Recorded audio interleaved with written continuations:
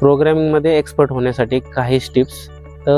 First tips अशी आहे की तुमच्या नॅटिव्ह प्रोग्रॅमिंग लँग्वेज कोणती असू द्या, C++, जावा किंवा पायथॉन, त्या प्रोग्रॅमिंग लँग्वेजमध्ये जास्तीत जास्त कोड रायटिंग करायचं प्रॅक्टिस करायची. जेवढे छोटे छोटे प्रोग्राम्स असतील तर जेवढे जास्तीत जास्त प्रोग्राम आपल्याला करता येईल तर त्याची प्रॅक्टिस करायची. कोणतीही एक लँग्वेज पकडायची आणि त्या लँग्वेजमध्ये जास्तीत जास्त प्रोग्राम कसे लिहिता येईल त्याची प्रॅक्टिस करा.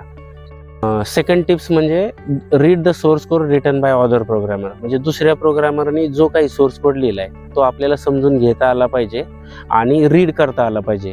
जर तुम्हाला रीड करून तो समजून घेता आला तर तुम्हाला त्यांनी नवीन नवीन जे लॉजिक आहे ते तुम्हाला लगेच ग्रास्प होईल. 3. Divide the programs into sub program. म्हणजे जो एक मेन प्रोग्राम असेल तो आपल्या सब प्रोग्राममध्ये डिवाइड करा आणि ज्याचे छोटे छोटे मॉड्यूल आहे त्याच्यावर काम करा. नंबर 4. तुम्हाला ज्या टेक्नॉलॉजीमध्ये एक्सपर्टीज घ्यायचं आहे तर त्या टेक्नॉलॉजीमध्ये तुम्ही एखादा छोटासा मिनी प्रोजेक्ट डेव्हलप करायला घ्या. जर तुम्ही प्रोजेक्ट डेव्हलपमेंट चालू केलं तर तुम्हाला सगळे लँग्वेजचे कन्सेप्ट त्याच्यामध्ये क्लिअर होतील. तर एखादा कुठलाही एक टॉपिक निवडा प्रोजेक्टसाठी आणि start developing mini projects. Number 5.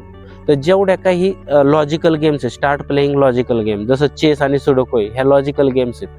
तर ह्या लॉजिकल गेमचा बेनिफिट काय होतो, आपलं प्रोग्रामिंग लॉजिक इम्प्रूव्ह होतं. तर जेवढ्या त्या लॉजिकल गेम आहे चेस सुडोको, तर तुम्ही अँड्रॉइडमध्ये एखादा ॲप इन्स्टॉल करून त्या लॉजिकल गेम खेळू शकता, जेणेकरून तुमचं इफ एल्स लॉजिक किंवा जे काही प्रोग्रामिंग लॉजिक आहे त्यासाठी त्या गेमनी बेनिफिट होतो, आपलं लॉजिक इम्प्रूव्ह होतं.